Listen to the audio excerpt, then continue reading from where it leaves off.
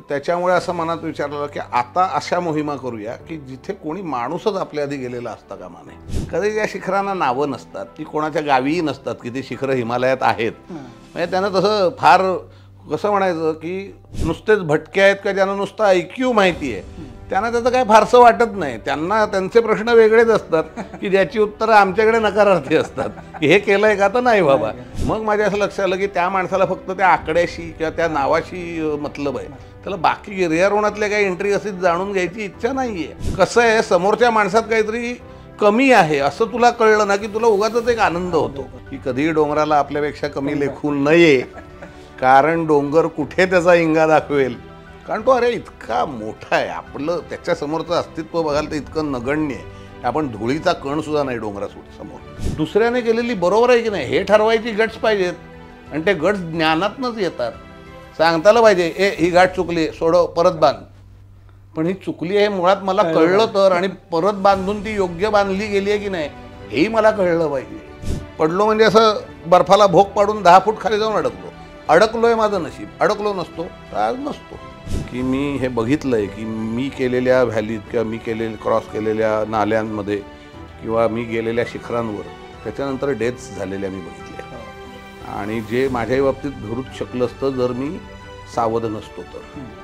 कसं म्हणू मी त्याला, इतका हा वाईट प्रसंग आहे माझ्या आयुष्यातला की मी तो आजही विसरू शकत नाही. मला त्यातली प्रत्येक गोष्ट आज आठवते.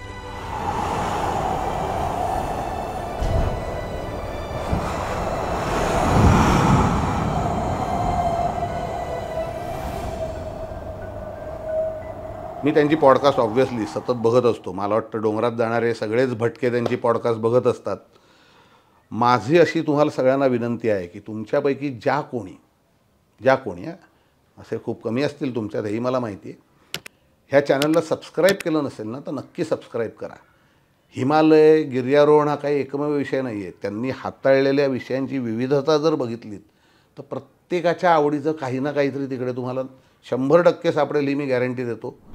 मित्रांनो, उनाड भटकंतीतर्फे दर महिन्याला अतिशय सुंदर अशा ट्रेक्सचं किंवा टूर्सचं आयोजन आपण करत असतो. तर या ट्रेक्स किंवा टूरच्या संदर्भात तुम्हाला जर अधिक माहिती हवी असेल किंवा या ट्रेक्स किंवा टूर्सला तुम्हाला जर जॉईन करायचं असेल तर व्हिडिओच्या खाली डिस्क्रिप्शनमध्ये आम्ही एका व्हॉट्सअप ग्रुपची लिंक देत आहोत. तो व्हॉट्सअप ग्रुप नक्की जॉईन करा. नमस्कार. उनाड भटकंती प्रस्तुत 7 हिमशिखरांची ह्या सेगमेंटमध्ये मी देवा घाणेकर तुमचं सगळ्यांचं सहर्ष स्वागत करतो. आजच्या ह्या पॉडकास्टचा जो वक्ता आहे तो आमच्यासाठी सगळ्यांसाठी खास आहे. खूप दीर्घकाळाचा त्यांचा गिर्यारोहणाचा अनुभव आहे. जवळजवळ 40 वर्षांपेक्षा जास्त ते गिर्यारोहण या क्षेत्रात आहेत.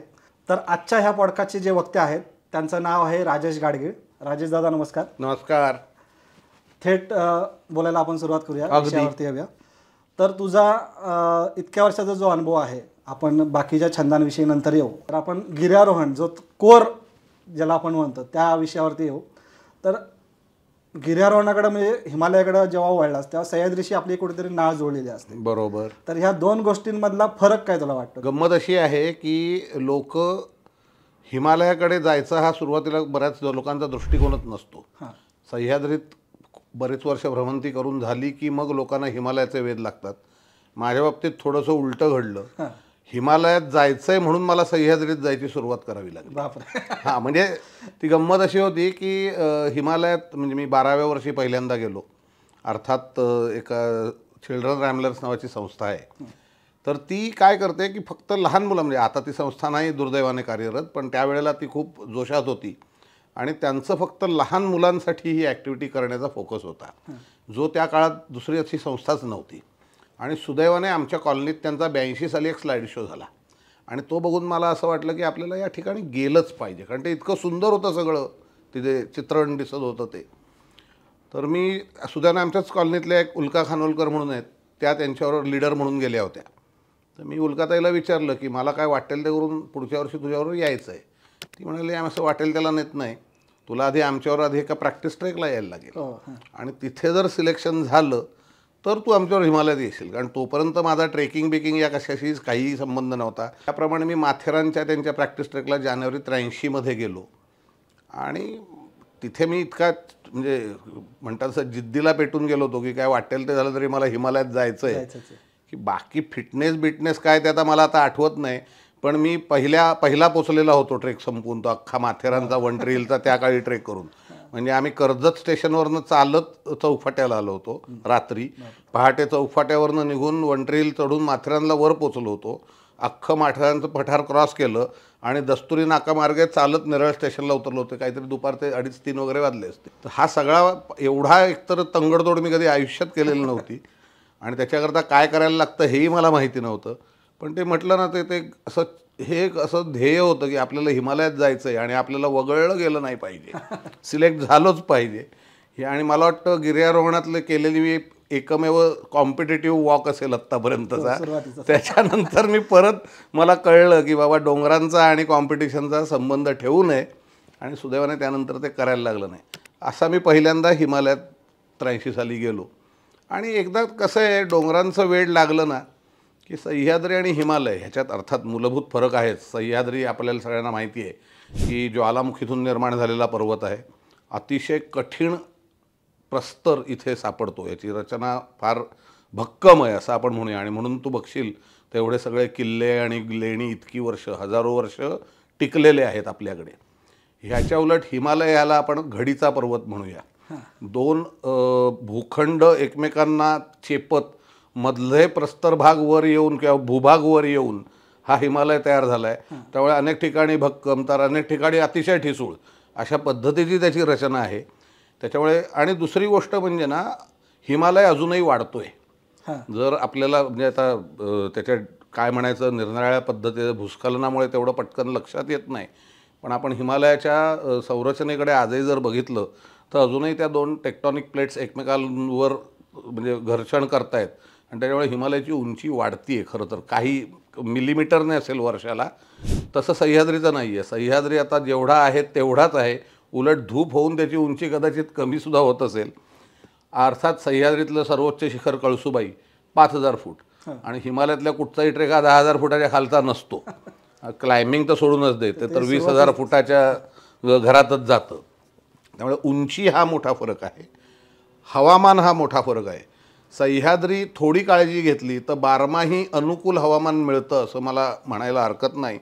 ह्याचं कारण असं की सह्याद्रीत पावसाळ्यातसुद्धा तुला ट्रेक करता येतात. त्याच्यानंतर तुला ऐन उन्हाळ्यातसुद्धा जर तू संध्याकाळी आणि सकाळी लवकर असं केलंस तर ट्रेकिंग करता येऊ शकतं, नाईट ट्रेक्स होऊ शकतात. आणि हिवाळ्यात तर काय प्रश्नच नाही. हिमालयात तसं नाही आहे. कुठच्या भागात आपण जातो आहे त्याप्रमाणे तिथला सीझन निवडावा लागतो आणि त्याप्रमाणे त्याच सीझनमध्ये त्या भागात गेलं तर तुमचं जी काय डोंगरात जाणं आहे, मग ते ट्रेकिंगसाठी असेल, क्लाइम्बिंगसाठी असेल, तर ते तुम्हाला व्यवस्थित पार करता येतं. कारण हवामानाचं अगदी विरुद्ध टोक म्हणजे उणे 40 डिग्रीपर्यंतसुद्धा तुला हिमालयात बघायला मिळतं. सह्याद्री हा तसा समशीतोष्ण आहे, उन्हाळ्यातसुद्धा 50 डिग्रीच्या वर कुठेही तापमान जात नाही आणि थंडीत जास्तीत जास्त 4 डिग्रीपर्यंत जातं. त्याच्यामुळे ते सहज आपल्याला झेलून घेता येतं. हा दोनातला फरक आहे. सह्याद्रीला आपल्याकडे इतिहास खूप आहे. बरोबर. आणि आत्तापर्यंत म्हणजे शिवाजी महाराज हे तर आपल्या सगळ्यांचं दैवतच आहे. त्याच्यात काय म्हणजे त्यांनी जेवढा सह्याद्रीचा भूगोल त्यांच्या कामासाठी वापरला तेवढा वापरणारा दुसरा माणूस मला तरी माहिती नाही आणि त्याही दृष्टीने ते एक आदर्श ठरावेत. आणि पण सह्याद्रीचा इतिहास मात्र खूप जुना आहे. म्हणजे सातवाहनांच्या आधीपासून सह्याद्रीचा इतिहास चालू होतो. दंडकारण्य म्हणजे रामकथेत सुद्धा सह्याद्रीचा उल्लेख येतो, इतका हा जुना आहे. हिमालयसुद्धा आपल्या दृष्टीने जुनाच आहे मानवाच्या दृष्टीने, पण सह्याद्रीच्या दृष्टीने हिमालय हा जरा तरुण पर्वतरांग म्हणायला लागेल. सह्याद्रीची पर्वतरांग ही प्राचीन पर्वतरांगांमध्ये येते. अर्थात हिमालयात भारतीयसुद्धा कित्येक हजार वर्ष जात असल्यामुळे विशेषतः चारधाम यात्रा किंवा कैलास मानस हे जे ठिकाणं आहेत हिमालयातली, ही आपल्याला म्हणतात तशी हजारो वर्ष माहिती आहेत. तिथे आपण यात्रेच्या निमित्ताने जातो आहोत. त्या मानाने तिथलं गिर्यारोहण सह्याद्रीतलं आणि हिमालयातलं एकाच वेळेला सुरू झालं असं म्हणायला हरकत नाही, या गिरिभ्रमण. कारण मुळात हा आपलाच खेळ नाहीच, तो आपण मुळात ब्रिटिशांकडनं दत्तक घेतला आहे. आणि त्याच्यामुळे त्या बाबतीत म्हणशील तर हिमालयाची तयारी करायची उत्कृष्ट जागा आपल्या अंगण परसात आहे, ती म्हणजे सह्याद्री. पण मला असं वाटत नाही की तेवढ्यापुरता आपण सह्याद्रीचा उपयोग करावा. सह्याद्रीची स्वतःची खूप वैशिष्ट्ये आहेत आणि जर तुम्ही प्रस्तरारोहक असाल तर सह्याद्रीत की आव्हानं तुम्हाला फारच कमी पर्वतरांगात मिळू शकतात. आणि त्याच्यातसुद्धा अखंड आयुष्य हिमालयात पाऊल न ठेवता उत्कृष्ट काम करून दाखवणारे प्रस्तावक मला माहिती आहेत आणि त्यांच्या कार्याला खरंच सलाम आहे. आणि काही लोक मात्र केवळ हिमालयात यावर्षी मोहिमेला जायचं आहे म्हणून दर रविवारी पाठीवर सॅक टाकून सिंहगड 2दा वर खाली करणारी लोकही मला माहिती आहेत. हे दोन्ही पद्धतीची माणसं आहेत. आपापल्या इच्छेप्रमाणे आपण ते वापरू शकतो आणि त्या बाबतीत आपण खूप सुदैवी आहोत असं मी म्हणेन की आपल्याला दोन्हीचा काय म्हणायचं लाभ मिळतो. मजेदार सुरुवात झालेली आहे. तुझ्याकडे बघताना किंवा आम्ही जेवढं जाणतो एक यशस्वी उद्योजक आणि हे एका बाजूला ठेवलं आणि एका बाजूला आपलं गिर्यारोहणाचं क्षेत्र, तर ह्यांच्यातला ताळमेळ किंवा वेळ कसा साधता? गंमत कशी आहे तुला सांगू का की आता थोडंसं इंग्रजीचा आधार घेतो की हे एकमेकांचे कॉम्पिटिटर नाही आहेत म्हणजे प्रतिस्पर्धी नाही आहेत. तर हे काय म्हणायचं आहे एकमेकाला परस्पर पूरक आहेत असं माझं स्वतःचा अनुभव आहे. म्हणजे उदाहरण सांगतो की कुठची हिमालयातली मोहीम करायची तर त्याच्यात त्याचं व्यवस्थापन हा सगळ्यात महत्त्वाचा भाग असतो आणि कुठचाही व्यवसाय चालवायचा तर चांगल्या व्यवस्थापनाला पर्यायच नाही. आणि सगळीकडची व्यवस्थापनाची जी मूलतत्व असतात ना ती सारखी असतात. परिस्थितीप्रमाणे तू त्याच्यात थोडेफार बदल करतोस पण ज्याला आपण मूळ तत्व म्हणतो ते सगळीकडे सारखंच असतं. बघ ना म्हणजे मटेरियल मॅनेजमेंट, आता तुला धंद्यातलं शब्द सांगायचा सगळं तर हिमालयात आपण तिथे साधनसामुग्री किंवा आपले रेशन्स हे येतं. त्याच्यानंतर तुझी मॅनेजमेंट, इथे तुझ्याकडे काय तुझ्या फॅक्टरीतले कामगार असतात, ऑफिसचा स्टाफ असतो. सेम तसे तिथे तुझे बेस कॅम्पपर्यंत येणारे मदतनीस असतात म्हणजे ती कदाचित खेचरंसुद्धा असू शकतात. दरवेळेला माणसंच असतील असं नाही. आणि त्या उलट वरच्या भागात का मदतीला असणारे शेर्पा किंवा इतर स्थानिक जे तिथले रहिवासी आहेत ते असतात. तर यांना ते पूर्ण तितकेच जे काय तुझ्या मोहिमेचा कालावधी असतो त्याच्यात त्यांना व्यवस्थित त्यांचा मान ठेवून त्यांचं मन राखून पण आपल्याला हवं आहे ते करून घेणं जे आपण इतर एरवी आपल्या व्यवसायात करतो. फायनान्स जसं आपल्याला व्यवसायात एक ध्येय असतं त्याच्याकरता आपण एक ठराविक पद्धतीचा फायनान्स जमा करतो आणि त्यातून आपला व्यवसाय चालवतो. मग त्यात बँकेची लोन्स आली म्हणा किंवा इतर काही फंड्स आले म्हणा. तसंच मोहिमेचं एक बजेट आखलेलं असतं आणि त्याच्यातच ती मोहीम बसवायची असते आपल्याला आणि त्याच्यासाठी पैसा परत गोळा करायचा असतो. म्हणजे हे जे काय ते म्हणतो ना आपण जे दोन्ही ठिकाणी लागणारे जे बेसिक गोष्टी आहेत ना त्या अतिशय सारख्या आहेत. आणि त्याच्यातनं होतं काय माहिती आहे की मी परस्पर पूरक अशासाठी म्हणतो की मी इथली काही तत्त्व तिथे डोंगरात वापरतो आणि डोंगरात आता विशेषतः हिमालयात तुमच्याकडे प्रचंड निर्णय क्षमता लागते. बरोबर. अचूक आणि लगेच निर्णय घेण्याची ताकद ह्याला मी निर्णय क्षमता म्हणतो. नुसता पटकन निर्णय घेणं म्हणजे निर्णय क्षमता नव्हे, तो चुकता पण कामा नये कारण थेट तिथे तुमच्या जीवावर बेतू शकतो तो निर्णय चुकला तर. आणि तो त्या क्षणाला घ्यायचा असतो. ती जी ताकद आहे त्याचा वापर मी इथे माझ्या व्यवसायात करतो. त्यामुळे शक्यतो इथले निर्णय चुकत नाहीत आणि अतिशय वेळेत घेतले गेल्यामुळे त्याचे संबंधित जे सगळे लोक असतात त्यांना त्या वाचलेल्या वेळेचा फायदा होऊन काम करायला जास्त वेळ मिळतो. आणि हे अतिशय उत्तम प्रकारे दोन्ही ठिकाणी करता येतं. वेळ हा बरोबर आहे पण कसं असतं प्रत्येक धंद्यात एक ठराविक कालखंड असतो की जेव्हा तेवढं प्रेशर नसतं जेवढं इतर वर्षभर असतं. माझ्या बाबतीत म्हणायचं साधारण पावसाळ्याचा जुलै ऑगस्टचा जो काळ असतो तो माझ्या धंद्याच्या दृष्टीने हा डल पिरियड असं आपण म्हणू शकतो. मी बरोबर ते 2 महिने मी हिमालयात त्यातल्या 1.5 महिना हिमालयात काढायचा प्रयत्न करतो आणि मग त्याप्रमाणे स्पिती, लाहोल, लडाख, ईस्टर्न काराकोरम असे जे नॉन रेनी एरियाज आहेत तिकडे मी जातो. कॉलेजमध्ये असेपर्यंत किंवा धंद्यात कार्यरत होईपर्यंत मी गढवाल, कुमाऊ, कुलू ह्या भागात खूप शिखरं सर करून घेतली आणि धंद्यात शिरल्यानंतर जेव्हा मला लक्षात आलं की आता हे महिने मला जास्त फायद्याचे आहेत तर साधारणतः 2005 सालापासून मी या नॉन रेनी एरियात जायला सुरुवात केली. हे कॉम्बिनेशन करावंच लागतं कारण इकडची जबाबदारी आपल्यावर असते आणि तशीच तिकडची जबाबदारी असते. दोन्ही जबाबदाऱ्या सांभाळायच्या तर तो ताळमेळ अर्थातच साधायला लागतो. थोडीशी कसरत होते पण ती कसरत खूप आनंद देऊन जाणारी पण असते आणि खूप शिकवणारी पण असते त्यामुळे ती करायला मजा येते. खूप मजेशीर गप्पा चालल्यात. ह्यालाच एक सेगमेंट आपण मजेशीर ॲड केलं आहे. त्याला काही लॉजिक नाही पण कल्पनाशक्तीला थोडंसं वाव द्यायचं म्हणून एक आहे जर तरची गोष्ट. बरं. ओके. जर तुम्हाला पर्वतावरती ऑफिस उघडायचं म्हटलं तर असा कुठला पर्वतावरती तुम्ही ऑफिस उघडाल आणि तिथं कोणता व्यवसाय कराल? मी खरं सांगू मी आत्तापर्यंत पर्वतातून पैसे मिळतील कधी आयुष्यात विचारच केलेला नाही. माझी पैसे मिळवायची जागा वेगळी ठेवली आहे मी आणि पैसे खर्च करायची जागा पर्वत आहे माझ्यासाठी. त्या पर्वतातनं पैसा मिळवत आहेत लोक आणि उत्तम व्यवसाय त्याचाही करतायत. पण मला तो व्यवसाय जमेल असं मला वाटत नाही. कारण माझं मुळात त्या सगळ्या गोष्टींवर प्रेमच इतकं आहे की त्यातनं पैसे कमवायचे असतात हेच मी विसरून जाणार आणि तुकारामी धंदा होणार तो. त्याच्यामुळे मी त्या फंदात पडणार नाही. हां, मला ऑफिस उघडायला नक्की आवडेल तिकडे, पण धंदा मात्र माझा मुंबईतच हवा. ते आता सध्याच्या टेक्नॉलॉजीने शक्य आहे ना, रिमोट कंट्रोलने ऑपरेशन्स, ते मी करीन.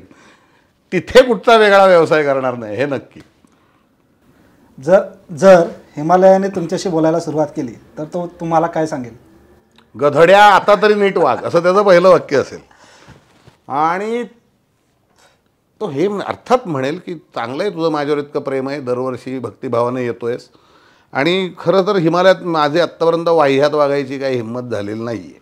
म्हणजे मी काय कमी वाह्यात आहे अशातला भाग नाही, पण ते इतकं भव्य येणार आहे की असं दबून जायला होतं.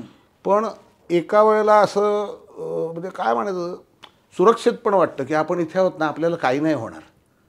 एक परस्पर विरोधी भावना आहे, मला मान्य आहे, पण हे दोन्ही होतं. पहिल्यांदा जेव्हा आपण बघतो, दरवर्षीचं आहे माझं, ते पहिल्यांदा दिसतं ते अशी एक ठोका चुकतो.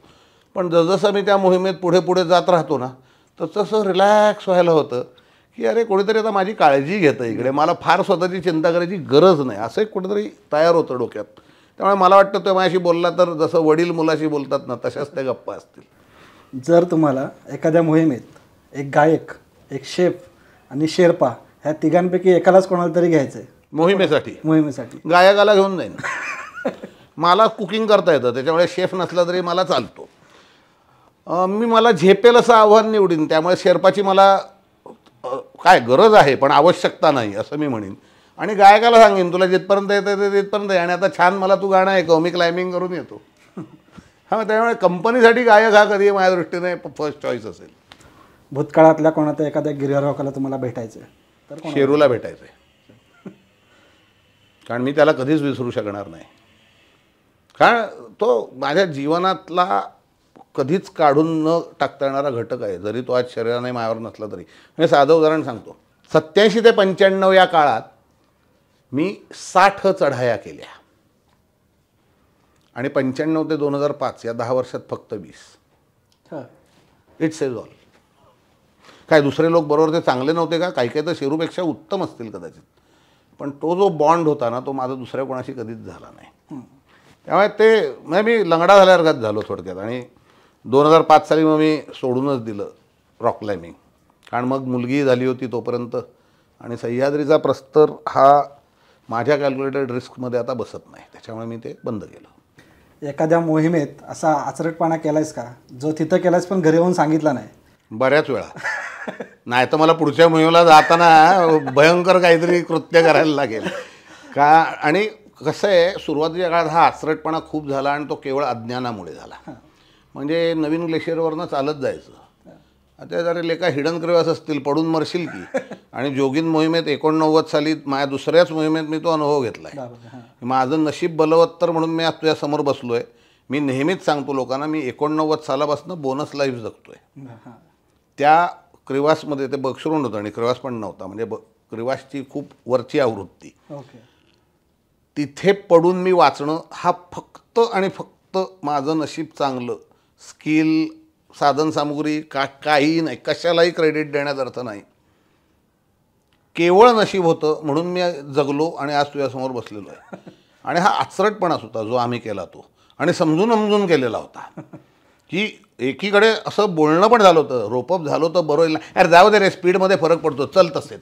आणि नवशिके होतो, डोक्यात हवा होती प्रचंड की आपण थोर आहोत, आणि त्याच्यामुळे ते त्या जोशात निघालो, आणि मी पडलो म्हणजे असं बर्फाला भोग पाडून 10 फूट खाली जाऊन अडकलो आहे माझं नशीब. अडकलो नसतो तर आज नसतो. तर त्याच्यामुळे तेव्हापासून कानाला खडा लावला. आणि आत्ता जे मी सुरक्षा अमुक तमुक जे सगळं गेले काही वर्ष ओरडतोय, त्या सगळ्याची मुळं तिकडे आहेत की मी जी झक मारली ती कृपा करून माझ्या पुढच्यानी मारू नये, एवढाच त्यातला सोप्पा ध्येय आहे. बाकी काही कोणाला शहाणं वगैरे करायची माझी ताकद नाही. मी ही लफडी केली आहे, बाबांनो तुम्ही करू नका, एवढंच माझं सांगणं असतं. तसंच एका ठिकाणी त्याच्यानंतरच्या 2 वर्षांनी नाला ओलांडायचा होता. मी बऱ्यापैकी नाले क्रॉस करतो असं माझं मत आहे, आणि माझ्याबरोबरच्यांचंही मत आहे. नाला दिसल्यावर मी आपोआप पुढे झालो, आणि थोडा अंदाज घ्यायला हवा रे पाण्याचा. पण मी म्हटलं होतं तेव्हा, मी किती 22 वगैरे वर्षाचा होतो. भयंकर जोश होता आणि 8च फुटाचा नाला आहे असं डोक्यात, आणि मध्ये एक 4 फुटावर दगड दिसतोय, इथून एक उडी त्या दगडावर, त्या दगडावरनं पलीकडे की झालं. हिमालयातले नाले हे अतिशय फास्ट असतात, भयंकर. अतिशय थंड पाणी असतं, एका क्षणात माणूस बधीर होतो पाण्यात गेल्यानंतर. पोहलो वगैरे असलं त्या नाल्यात काही करता येत नाही, आणि इतके दगड असतात त्याच्यात, आणि तो इतका जोरदार प्रवाह असतो, तो नेऊन तुला कुठेतरी दगडावर आपटवतो आणि त्यात तुझी शुद्धच जाते डोकं बिकं आपटलं की. त्याच्यामुळे हिमालयातल्या नाल्यात किंवा नदीत पडलेला माणूस वाचलाय अशी फार कमी उदाहरणं आहेत. हे अर्थातच तेव्हा सगळं नजरेआड होतं, तेवढं तो दगड दिसतो. मी जोरात इथून उडी मारली आणि दगड गेला आणि मी नाल्यात. सुदैव परत तेच, सुदैव एवढं थोर की एक दगड त्याच्या खाली होता ज्याच्यावर हा दगड होता. बापरे. हां. मी त्या दगडाचा आधार घेऊन माझ्या इथपर्यंत छातीपर्यंत पाणी होतं. हो. पण माझं सगळं बाकीचा भाग वर असल्यामुळे श्वास बीस घेता येत होता. मी पटकन माणसाला दोर टाक त्याने दोर टाकला, तो मी पकडला, बांधला, आणि त्यांनी मला चौघा मिळून त्यांनी परत अलीकडच्या काठाला खेचून घेतलं जिथून मी सुरुवात केली होती. हे मी अर्थातच घरी अजून सांगितलेलं नाही. आता ही मुलाखत जेव्हा बघतील तेव्हा त्यांना कळेल, पण या घटनेला आता 30 वर्ष होऊन गेली, त्यामुळे आता सांगायला काय हरकत नाही. पण आता मी तुला खरंच प्रामाणिकपणे सांगतो, गेल्या निदान 2005 किंवा 10 सालापासून म्हणू आपण, संशयाचा फायदा देऊन, मी शक्यतो ठरवून आचरटपणा करत नाही. हां. किंवा घडते ती चूक असते, बरोबर. मुद्दामून मी ती करायला जात नाही गोष्ट. कारण आता ना मला ते थोडीशी जाणीव झाली आहे की हे काहीतरी वेगळं प्रकरण आहे, आपल्या ताकदीच्या खूप बाहेरचं आहे. आपण जेवढे नम्र राहू आणि जेवढं सगळ्या काय म्हणतात त्यातल्या कायदे कानून त्याचं पालन करू, तेवढे आपण सुरक्षित राहू. आणि हे मला खूप वेळा पटलेली गोष्ट आहे की मी हे बघितलं आहे की मी केलेल्या व्हॅलीत किंवा मी क्रॉस केलेल्या नाल्यांमध्ये किंवा मी गेलेल्या शिखरांवर त्याच्यानंतर डेथ्स झालेल्या मी बघितल्या. हो. आणि जे माझ्याही बाबतीत घडूच शकलं असतं जर मी सावध नसतो तर, आणि ते सुदैवाने घडलेलं नाही आहे. ह्याचं आता श्रेय मी त्या शिक्षणाला देईन, माझ्या नशिबाला तर आहेच, पण हे जे मी शिकत आलो आहे ना ओव्हर द इयर्स, त्याचा मला नक्की बेनिफिट मिळतो. आणि आता आचरटपणा करायला लागत नाही. प्रामाणिकपणे मी जर माझ्या कुवतीच्या बाहेरचं असेल तर मी शांतपणे त्याच्यावरती अर्घ्य सोडून बाजूला होतो की बाबा हे आपलं काम नाही, आत्ता हे करायचं नाही, पुढच्या पिढीला करू दे. सह्याद्रीत जो माझा एक तेव्हाचा हे होता की रॉक क्लाइम्बिंग करताना आम्ही बावळटपणा खूप केलेत. एका पिनॅकलला शेवटच्या 15 फुटाच्या आधी दोरच संपला. आजच्या काळात संपला आणि व्हर्जिन पिनॅकल फर्स्ट असेंट चालू होता. काय आहे ते माहिती नव्हतं शेवटच्या 15 फुटात. तर शेरू म्हणजे दिनेश शिरताटे आणि मी हे काय अभिन्न जोडी होती, आम्ही कायम एकत्र असायचो. म्हणजे आजही मला त्या आठवणीने असं थोडं डिस्टर्ब व्हायला होतं. 96 साली तो गेला हिमालयात. तर त्यावेळेला हे 91ची गोष्ट आहे. तर ते पिनॅकल करताना तो दोर संपला, पण मी आणि शेरूच होतो. आम्ही काय केलं असावं, आमच्या हार्नेसला जेवढं इक्विपमेंट लटकलेलं होतं ना, ॲट्रियर्स होत्या, कॅराबिनर्स होती, स्लिंग्स होत्या, त्या सगळ्या एकमेकाला जोडले आणि अशी एक चेन तयार केली. चेनचा एक एंड त्याने स्वतःच्या हार्नेसला लावला आणि तो ते 15 फूट अशी रीचसारखं होतं, बाहुली पिनॅकल, बाहुली एक, त्याच्यावरती वर पोचला. तिथे गेल्यावर लक्षात आलं की वरचा जो निवडुंग आहे तो अतिशय तकलादू आहे समिटवरचा. आणि आपल्याकडे म्हणजे जो लांब पेग असतो लोखंडी, जो आपण स्क्रीमध्ये मारतो, तो नाही आहे. त्याने लाईनीत 5 रॉक पिटॉन मारले त्या स्क्रीमध्ये. त्याची काय म्हणजे हे सोडूनच दे, वेट गेनिंग कपॅसिटी होते ते विसरूनच जायचं. शॉक ॲब्सॉर्बन्स तर 0 होता. त्याला ती कॅरेबिनरची माळ अडकवली आणि मला म्हणाला मानसिक बिलय असं समजून वर ये. मी चक्क त्या चेनच्या 2 साईडला हातपाय ठेवून असं सरडा किंवा तुझा कोळी कसा जातो तसा मी वर गेलो. तिकडे दोघं बसलो. 15 मिनिटांनी जरा छातीतली धडधड कमी झाल्यावर तसेच खाली उतरलो, कारण रॅपलिंग वगैरे करायची काही सोयच नव्हती त्याच्यावरनं. त्या कोलमध्ये आलो. तिथून मात्र रोप बेसपर्यंत फिक्स होता. पटापट रॅपल करून खाली गेलो. दुसऱ्या दिवशी आम्ही वाइंडअपला जाणार नव्हतो, तर आमची इतर लोक ॲसेंट आणि वाइंडअप असं करणार होते आणि आम्ही बेसला सपोर्टला थांबणार होतो. तर आमच्यापेक्षा खूप अनुभवी असा श्रीधर वैशंपायन, दादा म्हणतो आम्ही त्याला, तो आमच्यावर होता. तर त्याला मी एकच सांगितलं की जनरली वाइंडअपला जाताना कोण एक्स्ट्रा दोरबीर घेऊन जात नाही. त्याला मी अशी एक कॉईल काढून दिली, ही घेऊन जा. अरे कशाला, वाइंडअपला तू घेऊन जा. मी काय बोललो नाही, कारण माझी हिंमतच नव्हती बोलायची. तो गेला खोलमध्ये आणि तिथे त्याने फोटो काढून आणला त्याचा. तो अजूनही माझ्या संग्रहात असेल कुठेतरी, मला तर शोधायला लागेल, पण आहे. आणि खाली आल्यावर त्याने आम्हाला दोघांना अभिनंदन वगैरे लांबत राहिलं आमचं, की इतकं कठीण समिट झाल्याबद्दल. त्याने जो तासडलाय आम्हाला की आम्ही ती चूक परत केली नाही. आम्ही क्लाइंब अर्ध सोडून परत यायला शिकलो, की जीवावरचं रिस्क घेऊन प्रस्तरारोहण करायचं नाही. हा कानाला खडा तेव्हा लागला. पण त्या मी 20 वर्षाचा, शेरू 21 वर्षाचा, आणि डोक्यात प्रचंड वारं होतं. आणि आम्ही तेव्हा स्वतःला अजिंक्य समजायचो अगदी प्रामाणिकपणे. तसं काही नसतं हे आता कळतंय. पण त्या काळी असं तुला कोणी सांगितलं ते तुला जमणार, हे हॅट हो बदला, हेच होतं आपली मेंटॅलिटी प्रामाणिकपणे. आणि असं हे आत्रटपणाच होता तो काही शहाणपणा नव्हता. किंवा लिंगाण्याला वाइंडअप करत होतो मी, मला वाटतं 89 का 90 साल असेल, 18 वर्षाचा होतो मी आणि अभय तळपदे म्हणून आमचा सह्याद्री ट्रेकर्समधला एक ज्येष्ठ सहकारी, असे आम्ही दोघं मागे. आणि तेव्हा शेवटची एसटी असं एक डोळ्यासमोर असायचं ना, आजच्यासारख्या गाड्या बिड्या घेऊन जायचो नाही आपण ट्रेकला. ती 6 वाजता पाणेगावात नव्हती आणि 3:30 वाजता आम्ही लिंगाण्याच्या माथ्यावर होतो. त्याच्यामुळे बरोबर जो नेता होता त्या मोहिमेचा, त्याला सांगितलं की तू सगळ्यांना घेऊन सूट, एसटी थांबव.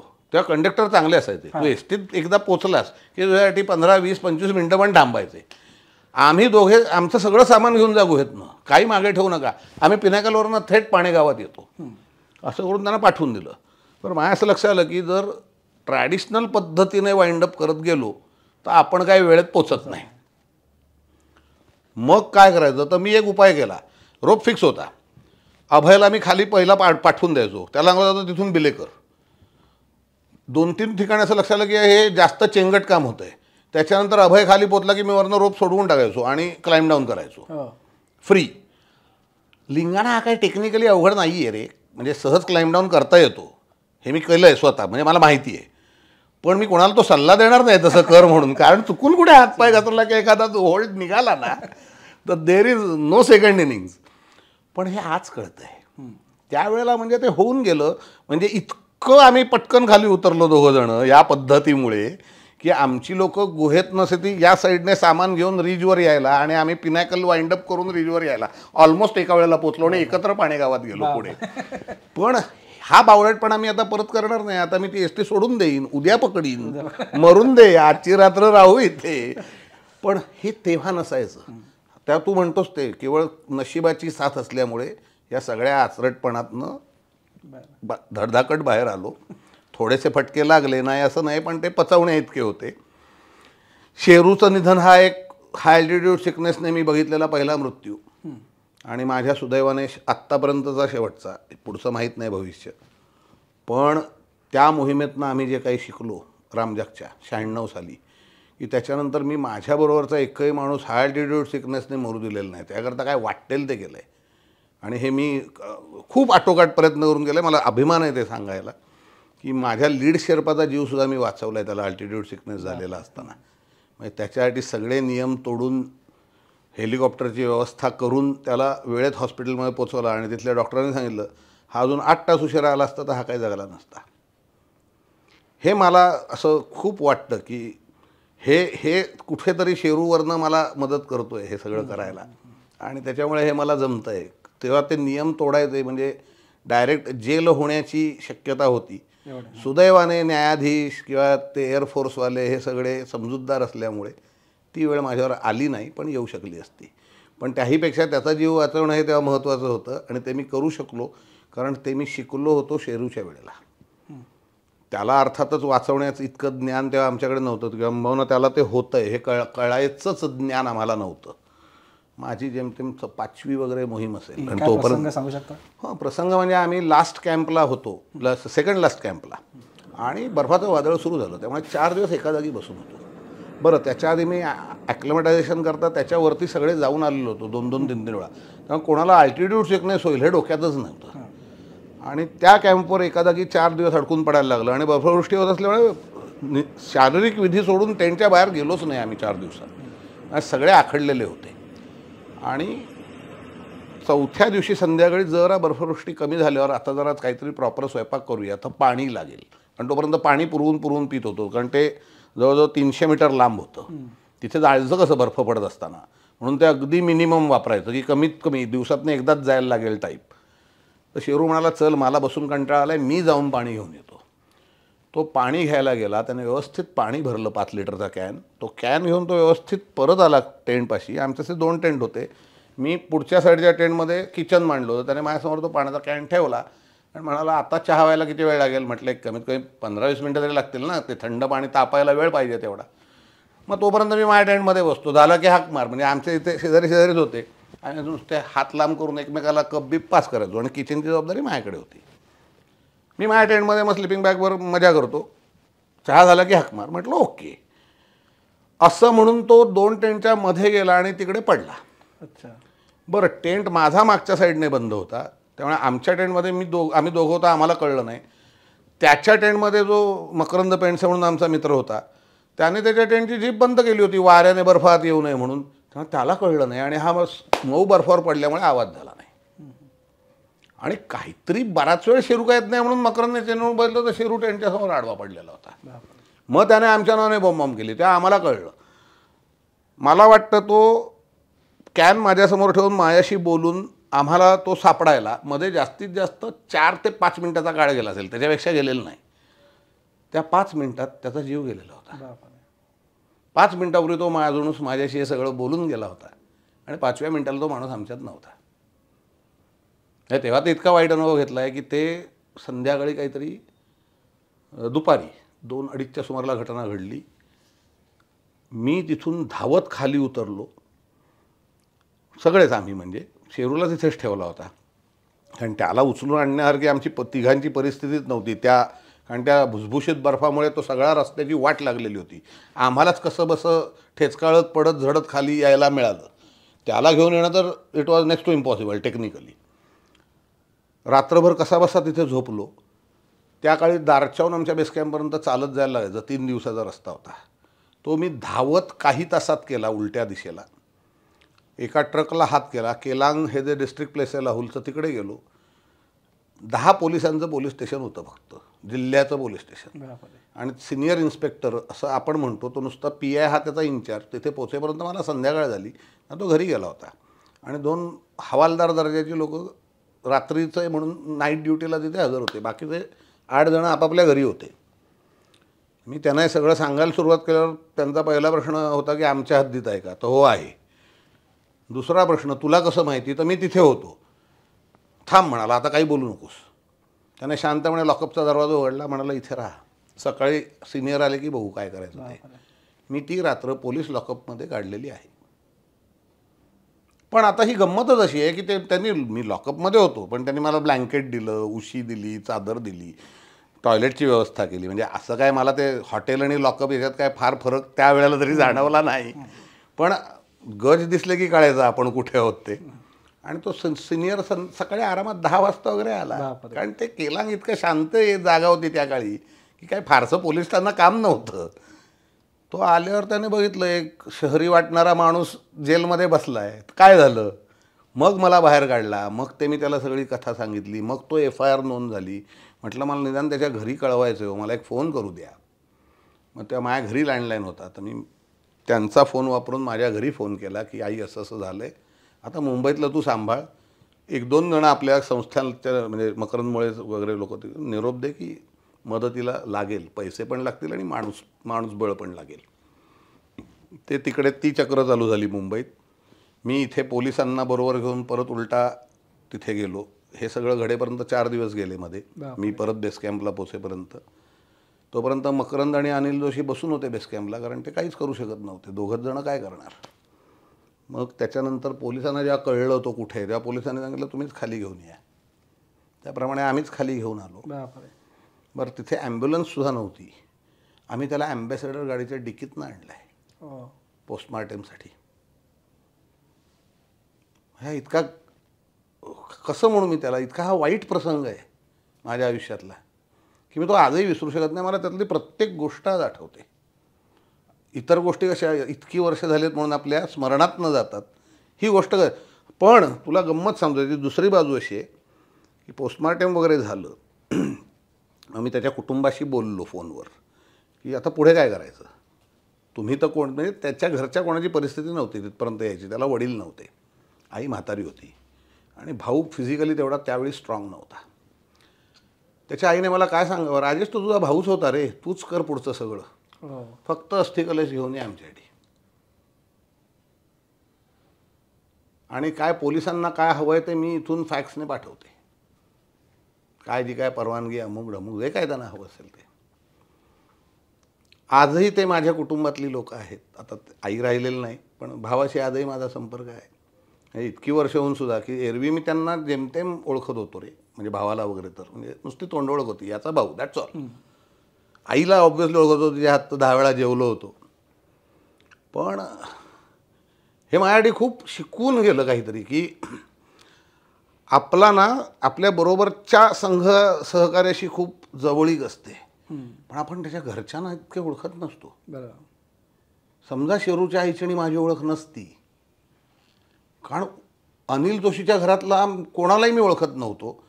मकरम पेंडसेच्या घरात मी त्याच्या वडिलांना फक्त एकदा भेटलो होतो, त्याच्या आईवडिलांना त्याच्या आधी.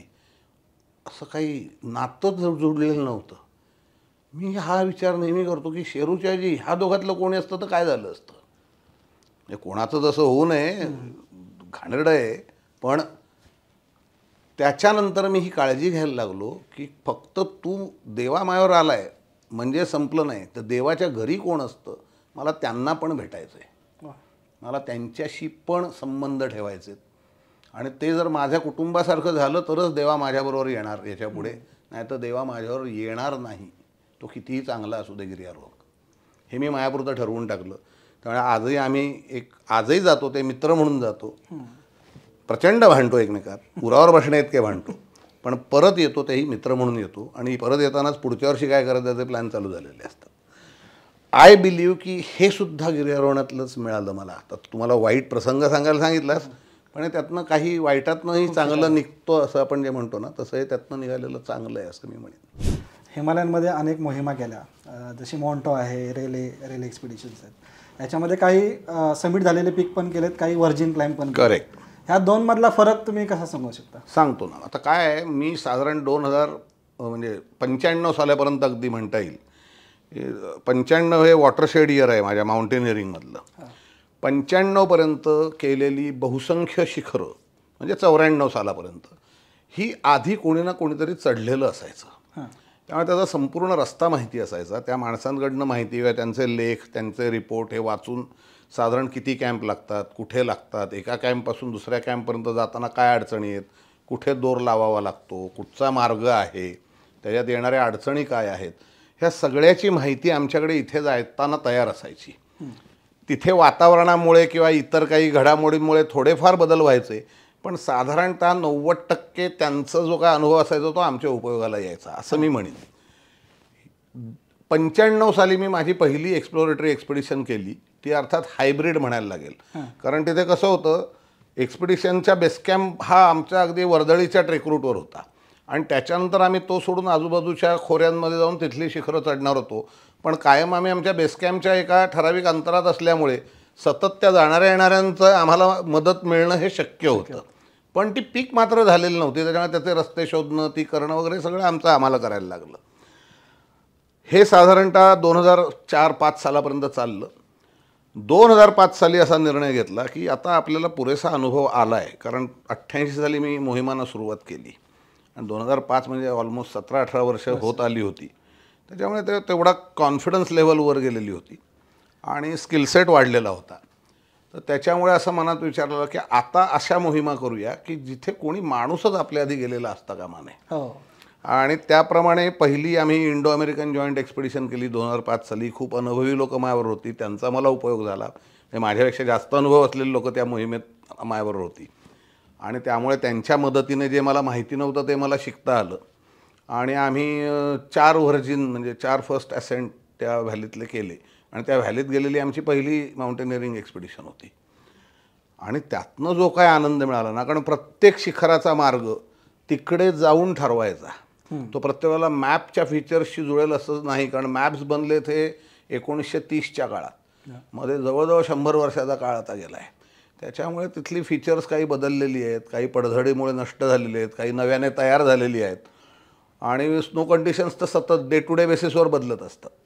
त्याच्यामुळे नवीन मार्ग शोधणे, त्याची निश्चिती करणे, त्याच्याप्रमाणे कॅम्प्स ठरवणे आणि हे निर्णय चुकू पण शकतात. त्याच्यात एक वेगळी मजा आहे, वेगळं थ्रिल आहे की एखादा मार्ग बराच झाल्यानंतर लक्षात आलं की आपण अडकलो आहे, इथून जाता येणार नाही, आपल्याला आता दुसरा घेतला पाहिजे.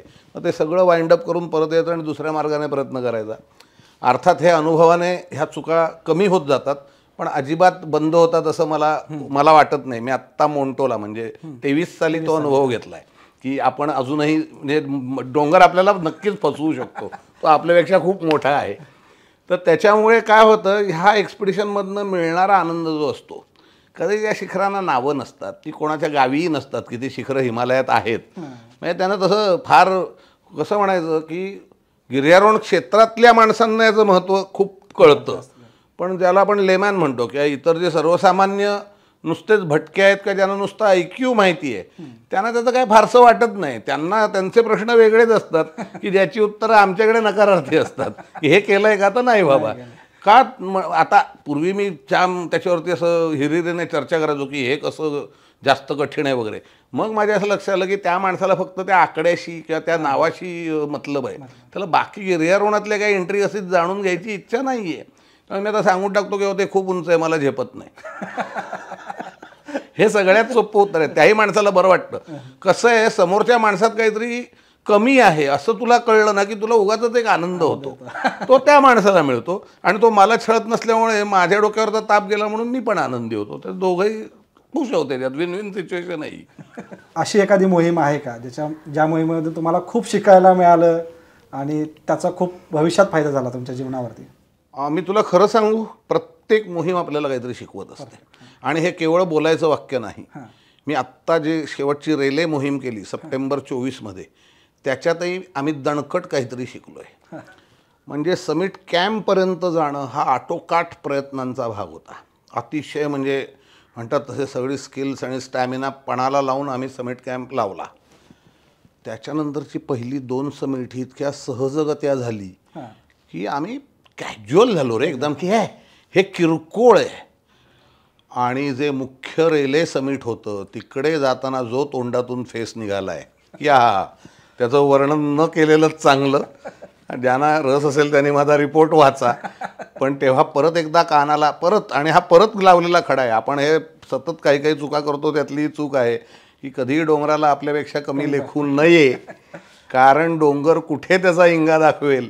कारण तो इतका मोठा आहे, आपलं त्याच्यासमोरचं अस्तित्व बघाल तर इतकं नगण्य आहे. आपण धुळीचा कणसुद्धा नाही डोंगरासमोर. हिमालयातल्या शिखरासमोर काय सह्याद्रीतल्या डोंगरासमोर काय. त्याच्यामुळे तो धडा नव्याने मी शिकलो. आणि प्रत्येक मोहिमेत जे बरोबर लोक असतात ना, मग ते स्थानिक असतील, ते शेर्पा असतील किंवा तुझे सहकारी असतील किंवा तुझे ज्येष्ठ असतील किंवा तुझे कनिष्ठ असतील, कोणीही असू द्या, म्हणजे असं त्याला काय पट्टी लावता येत नाही की याच्याकडनंच शिकता येतं आणि याच्याकडनं शिकता येत नाही. हे काहीतरी असं वेगळं दाखवून जातात की तुला त्या दिवसापर्यंत माहिती नसतं. आणि ते कळल्यामुळे तुझ्या स्वतःच्या ज्ञानात आणि तुझ्या स्वतःच्या काय म्हणायचं कौशल्यात थोडी झाली तर वाढच होते, घट तर नक्कीच होत नाही. आणि त्याच्यामुळे हे शिक्षण आहे ना, हे मला म्हणजे ते माणूस मरेपर्यंत विद्यार्थी असतो वगैरे आपण सगळ्यांनी पुस्तकात वाचून बहुतेक सगळ्यांना पाठ असलेली वाक्य आहेत. पण तुला मी प्रामाणिकपणे सांगू, मला सतत अनुभवायला येतं रे. म्हणजे मी हे आता ठरवूनच टाकलं आहे की आपल्याला अजून कळत नाही, आपल्याला अजून शिकायचं आहे. आणि याच्यात कुठचाही विनय नाही, ही वस्तुस्थिती आहे. अशी कुठली मोहीम आहे का जी काठिण्य पातळीमुळे अर्धवट सोडावी लागली किंवा कोणत्या आपत्कालीन स्थितीमुळे सोडावी लागली? काठिण्य पातळीमुळे अर्धवट सोडायला लागली असं नाही मी म्हणणार. आम्ही लक्ष बदललं. म्हणजे मोंटोचं उदाहरण घेतलं 23 सालचं, तर आमची जे काय उपलब्ध माहिती होती, अर्थातच मोंटोचा कोणी प्रयत्न केला नव्हता, त्यामुळे प्रत्यक्ष माहिती नव्हती, नकाशे आणि आधी कोणीतरी कुठून तरी काढलेले फोटो, ह्याच्या जीवावर आम्ही ती मोहीम ठरवली होती. नेहमीप्रमाणे सगळ्या एक्सप्लोरेटरी मोहिमा अशाच ठरतात, फार माहिती नसतेच त्या भागाची उपलब्ध. तर त्याच्यात आमची समजूत अशी होती की आम्हाला बर्फातली चढाई करायची आहे. त्या दृष्टीने आम्ही अतिशय परिपूर्ण साधनसामुग्रीची गंमत आहे. तू असं म्हणशील ना, 200 किलो नेली तिथे 300 किलो न्यायची, तर ते अजून 100 किलो तिथपर्यंत न्यायचे कसे, हा एक मोठा प्रश्न असतो. त्याच्यामुळे असं ते 200 ते 300 नाही, ते 200च काटेकोर नियोजन करायला लागलं की हे 200 कसं बसवायचं. त्याप्रमाणे ती साधनसामुग्री आम्ही बर्फाच्या चढाईची घेऊन गेलो आणि तिकडे गेल्यावर 1200 मीटर म्हणजे 4000 फुटाचा प्रस्तर कडा समोर आला बापरे. की जो अपेक्षित नव्हता.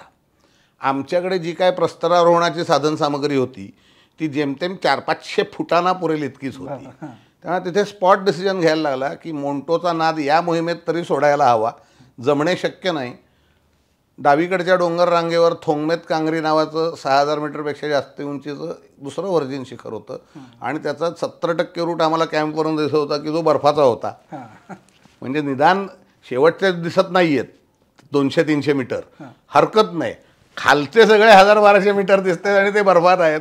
आपण हे करू शकतो. शेवटचे 200-300 मीटर अगदी ह्याचे निघाले काय दगडाचे निघाले तरी तितपत साधनसामुग्री आपल्याकडे आहे ती आपण वापरू शकतो. अशा विश्वासाने आम्ही थोंगमेत कांगरीला गेलो आणि ते शिखर करून आलो. म्हणजे अर्धवट सोडलं तर हो, मोंटो अर्धवट सोडलं, मोहीम अर्धवट सोडली का नाही, मोहीम पूर्ण करून आलो. तर असं घडतं. कामेटला मला आठवतं आहे मी 1991 साली गेलो होतो, भारतातलं 3ऱ्या क्रमांकाचं शिखर आणि आज तरी भारतीयांना उपलब्ध असलेलं भारतातलं सर्वोच्च शिखर असं आपण म्हणू. कारण नंदादेवी सँच्युरी बंद आहे त्यामुळे तिकडून तिथे जाता येत नाही. नंदादेवी शिखरावर ते 2ऱ्या क्रमांकाचं आहे आणि पहिलं आहे ते कांचनजंगा. कांचनजंगाच्या बाबतीत असं आहे की सिक्कीम म्हणजे भारतातनं जाणारा रस्ता धार्मिक कारणामुळे बंद आहे. त्यामुळे तुला कांचनजंगा चढायचं तर ते नेपाळचं शिखर म्हणून नेपाळमधून चढावं लागतं. कारण कांचनजंगा हे नेपाळ आणि सिक्कीमच्या सीमेवरती आहे. एक बाजू सिक्कीममध्ये, एक बाजू नेपाळमध्ये. त्यामुळे त्या कामेट शिखरावर आम्ही आटोकाट प्रयत्न केले. पण आमचा ज्या दिवशी नेमका समिट अटेम्प्ट होता त्या दिवशी हवामान बिघडलं, आम्हाला कामेटचा प्रयत्न सोडून द्यायला लागला. आणि त्या उंचीवर 6व्या कॅम्पला तू काय फार दिवसाचं सामान नेऊ शकत नाही. जास्तीत जास्त 2 किंवा 3 रात्रींचं सामान असतं. त्यातला एक अख्खा दिवस आणि 2 रात्री फुकट गेल्यावर जवळचं अभिगामीन करून परत येणं ह्यापेक्षा दुसरा काय व्यावहारिक पर्याय शिल्लक उरला नाही. ते केलं. तेही 7000 मीटरच्या वर आहे, काही फार खायचं काम नाही आहे, पण कामेटपेक्षा नक्कीच सोपं आहे आणि जवळ आहे. मुख्य म्हणजे वेळ कमी लागतो तिकडे जायला. ते केलं आणि परत आलो. हे मी म्हटलं ना, गिर्यारोहणात कधीच तुझ्या मनाप्रमाणे सगळ्या गोष्टी होत नाहीत. ज्या होतात त्यातनं आनंद कसा घ्यायचा आणि शिकायचं कसं, that is art of climbing. एक 4-5 प्रश्न आहेत, रॅपिड फायर राऊंड. बरं, ओके. हिमालय की सह्याद्री? दोन्ही. भटकंती सोलो की ग्रुपमध्ये? ग्रुपमध्ये. पहिला ट्रेक की पहिलं प्रेम? पहिला ट्रेक. आणि बायकोलाही मान्य आहे कारण आम्ही डोंगरातच भेटलो. व्यवसायातली जोखीम की पर्वतावरची जोखीम? दोन्ही. कारण माझ्या दृष्टीने त्या वेगळ्या नाहीच आहेत. मोंटो 2023 की रेल्वे शिखर? मोंटो. शेवटचा, पुष्कराज आपटे की वसंत लिमये? कशा दृष्टीने? कारण दोघांच्या क्वालिटीज वेगळ्या आहेत. मित्र म्हणून? दोघंही. कारण अतिशय प्रामाणिकपणे सांगतो, पुष्कराजकडनं असलेल्या अपेक्षा वेगळ्या आहेत आणि वसंतकडनं म्हणजे बाळ्याकडनं असलेल्या वेगळ्या आहेत. त्याच्यामुळे ते असं एका पारड्यात त्या दोघांना मला घालताच येणार नाही. ह्याच्याकडे मी वेगळ्या गोष्टीसाठी जाणार आहे आणि ह्याच्याकडे वेगळ्या गोष्टीसाठी जाणार आहे. त्याच्यामुळे तिथे दोघंही, असंच माझं उत्तर असेल. आणि ह्याच्यात काय म्हणजे काय पॉलिटिकल आन्सर बिन्सर काय नाही आहे, फॅक्ट आहे. बाळ्या माझा गुरु आहे. म्हणजे जेव्हा मी डोंगरात जायला सुरुवात केली तेव्हा बाळ्या ऑलरेडी एस्टॅब्लिश्ड माउंटेनियर होता. मी एस्टॅब्लिश्ड माउंटेनियर झाल्यानंतर पुष्क्याला भेटलो आहे. त्याच्यामुळे तो फरक पडणारच आहे. पण नुसतं मित्र म्हणशील तर मी अजून तिसरंच नाव घेईन, एस.ए. सुरेंद्र चव्हाण. गाडी आवडतात तुम्हाला असं म्हटलात. हिमालयात एखादं गाणं जे सतत तुमच्यासमोर वाजत असतं किंवा हे फार बरीच असतात, म्हणजे असं लूप लागतो माझा. आणि जवळ 26-27 गाणी दिवसभरात ती ऐकू येत असतात किंवा प्रत्येकाला ऐकू येत नसली तरी मनात वाजत राहतात. आणि वेगवेगळे आहेत, जेनरची आहेत. त्यातली काही क्लासिकल आहेत, काही नाट्यसंगीत आहेत, काही भावगीत आहेत, काही हिंदी जुनी गाणी आहेत, काही हिंदी मॉडर्न गाणी आहेत. म्हणजे असं एकावर मला नाही बोट ठेवतात की हेच आवडतं किंवा हेच आवडतं, असं काय नाही आहे. चांगलं म्युझिक असलं पाहिजे, माझी एकमेव अट तेवढीच आहे. एक शेवटचा प्रश्न घेतो आणि शेवटाकडे येतो. संगीत आणि निसर्ग यामधलं नातं तुम्हाला कसं वाटतं? हे एकच आहे रे. संगीत हा निसर्गाचा भाग आहे. साधं पक्ष्यांचं तू सकाळचं जर ते किलबिलाट ऐकलास ना, ते संगीत आहे. वाऱ्याचा आवाज हे संगीत आहे. पावसाचा आवाज हे संगीत आहे. संगीत याच्यापेक्षा वेगळं नाही आहे. त्याच्यामुळे त्याच्यात असं मला सेपरेशन नाही काय करता येणार. माझ्या दृष्टीने ते एकच आहे. निसर्ग म्हटलं की संगीत आलंच. आता ह्या सगळ्या अनुभवातून उत्तम ट्रेक आयोजन करणे त्याच्या पद्धती कशा असतात? म्हणजे अरे हे भयंकर सब्जेक्टिव्ह, सापेक्ष आहे. उत्तम म्हणजे काय इथपासून सुरुवात आहे. काही जणांना तिथे पोचल्या हातात गरमागरम चहाचा कप मिळणं, मागोमाग गरम भजी खायला मिळणं संध्याकाळी, पर्टिक्युलरली ट्रेक संपून गेल्यानंतर, मग तिथे छान तुझ्यासाठी कोणीतरी तंबू लावून ठेवलेलं असणं, त्याच्यात तुझी स्लिपिंग बॅग कॅरी मॅट पसरून ठेवलेलं असणं, 7 वाजता तुला गरम सूप मिळणं, 7:30 वाजता छान 4 कोर्स डिनर मिळणं, ही काही जणांची उत्तम आयोजनाची कल्पना आहे. त्याच्या उलट जे म्हणतात ना हाडाचे भटके असतात ते तिकडे पोचून पहिल्यांदा टेंटची जागा साफ कर, ती स्वच्छ सपाट कर, मग तिथे स्वतःचा तंबू लाव, 2 माणसं, म्हणजे हल्ली तर आता सगळे स्टोव वगैरे वापरतात, नाही तर लाकूड फाटा आणायला जाणार, एक कोणतरी पाण्याची सोय बघायला जाणार, जो त्यातल्या त्यात किचन एक्सपर्ट तो लगेच तिथे स्टोवला पंप मारायला बसणार की आता चहा ठेवायचा आहे पाणी आलं की. त्याच्यात काही जणांना प्रचंड सुख वाटतं की हे उत्तम, की आम्ही कोणावरच अवलंबून नाही आम्ही. आणि मला असं वाटतं की ती खरी म्हणजे पद्धत आहे डोंगरात जायची, की आता कसं आहे मदतनीस घेतो आपण बरोबर, त्यांना कायम मदतनीस ठेवले पाहिजे. नियोजन आयोजन जे आहे ते आपल्या हातात पाहिजे. हा माझ्या दृष्टीने उत्तम आयोजनाचा पहिला भाग येतो, की डिसिजन मेकिंग पॉवर कोणाची आहे त्या सगळ्या ह्याच्यात, निर्णय घेण्याचे अधिकार कोणाकडे आहेत, तो नेता. मग त्याची कागदावर पोस्ट काही असू दे, तो नेता. हे झालं नुसत्या साध्या ट्रेकिंगच्या बाबतीत. तुझं फूड प्लॅनिंग ॲक्युरेट पाहिजे, म्हणजे तुला तो हिशोब जमला पाहिजे की 10 माणसं 8 दिवस, तर काय काय 8 मेनू काय आहेत त्यांचे, त्याला काय लागणार, त्यातलं काही खराब होऊ शकतं तर त्याची रिप्लेसमेंट काय देता येते. 8 दिवसाचा 9 दिवस झाला तर कॉन्टिंजन्सी काय माझ्याकडे आहे का, त्यांची राहण्याची सोय मी काय केली आहे, त्यात जे काही मी सामान नेतो आहे आणि ते जे काय मी ठरवलं आहे माझा कार्यक्रम, हे एकमेकांना तुलनात्मकरित्या बरोबर आहेत की नाही, पुरेसे आहेत की नाही. मी असे लोक बघितलेत, बोलू नये, पण 20,000 फुटाचा ट्रेक करायला येणारा माणूस 10,000 फुटावर थंडी वाजेल अशी स्लिपिंग बॅग घेऊन जर आला तर जे व्हायचं तेच होतं. आणि मग त्याला आयत्या वेळेला हायपोथर्मिया होतो आणि त्याला इलाज द्यायला लागतात वगैरे वगैरे वगैरे. मुळात हे करावंच का असं मी म्हणतो. त्याआधी मी काय करतो याचा पूर्ण अभ्यास करूया, ते सगळं माझ्यावर आहे की नाही त्याची खात्री करूया, आणि ते सगळं आपल्यावर असणं म्हणजे उत्तम नियोजन असं मी म्हणेन. आता उत्तम याची व्याख्या तुझी एकदा तू ठरवलीस की त्याच्यावर जे लागतं ते तुझ्याकडे पाहिजे. काही काही लोकांना ना आता हे सगळं करण्याचा उत्साह आणि वेळ दोन्ही शिल्लक नाही, पण पैसे आहेत त्यामुळे ते काय करतात, हे पैसे आता मला हा ट्रेक करून आण, बाकी त्यांना आज रात्री खायला खिचडी मिळणार आहे का पुलाव मिळणार आहे माहिती नसतं, आणि त्यांना माहिती करून घ्यायची इच्छा पण नसते. खायला मिळणारे विषय संपला. त्यांना त्यांच्या कॅम्पसाईट्स कुठे आहेत त्याची नावं माहिती नसतात, त्याच्या उंच्या माहिती नसतात, एका कॅम्पवरनं दुसऱ्या कॅम्पपर्यंतचं अंदाजे अंतर माहिती असतं. वाट चुकलो तर काय करायचं त्यांना कळत नाही, तेव्हा ते कायम त्यांच्या मदतनीसाला पकडून चाललेलं असतात, त्याला ऑर्डर असते ह्याला सोडून जायचं नाही. ह्याच्यात काही जणांना आनंद मिळतो. जे स्वतःच्या आनंदासाठी येतात ते वेगळ्या पद्धतीने वागतात, त्यांना त्यातनं तो वेगळा आनंद मिळवायचा असतो. ते मदत घेतात जरूर, पण फोकस तिकडे ठेवत नाहीत, फोकस त्यांचा स्वतःच्या ॲक्टिव्हवरती असतो. हा असा खूप फरक. आणि काही स्वयंपूर्णच असतात की सगळंच मीच करायचं आहे, त्याच्यामुळे मला दुसरीकडे बघायची गरजच नाही आहे, आणि मी जे काय करेन त्यातनं मला आनंद मिळतो आहे, अशी मनोवृत्ती. हे तिन्ही प्रकारची माणसं आपल्याला या क्षेत्रात सापडतात. मी स्वतः ह्याच्यातल्या मधल्या कॅटेगरीत आता मोडतो, कारण आता माझी शारीरिक क्षमता तेवढी राहिलेली नाही, आणि माझी जी टार्गेट्स आहेत एक्सप्लोरेशन महत्त्वाचं म्हणजे, आणि व्हर्जिन पीक्स, ह्याच्यात मला आता मदतीची गरज आहे. हे इतकं सूर्यप्रकाश आहे, इतकं स्वच्छ आहे, म्हणजे उगाच त्याला काहीतरी खोटे मुलामे कोणी देण्यात काही अर्थच नाही. पण कॅम्प कुठे लावायचा, इथपासनं ते रोप कुठे फिक्स करायचा, कुठच्या मार्गाने जायचं, हे सगळे निर्णय लीडर म्हणून मीच घेणार. आणि आज रात्री मला डाळ तांदूळच पाहिजेत की आज रात्री मला खिचडीच पाहिजे हे कुकला मी सांगतो, आणि त्याप्रमाणे स्वयंपाक होतो. कारण मी फूड प्लॅनिंग तसं केलेलं असतं की आज हे खाणार, उद्या हे खाणार, परवा हे खाणार. त्याच्यामुळे इथे कुठेही तडजोड बदल, हाँ म्हणजे तो कुक सांगतो साहब लेट हो गया, अभी खिचडी नहीं होएगा, मैं फटाक करके ये दुसरा कुछ बना दे, काय ना तर मॅगी खाऊ घाल चालेल, कारण आत्ता वेळ नाही, आपल्याला उशीर झाला आहे किंवा लवकर निघायचं आहे, दॅट इज फाईन.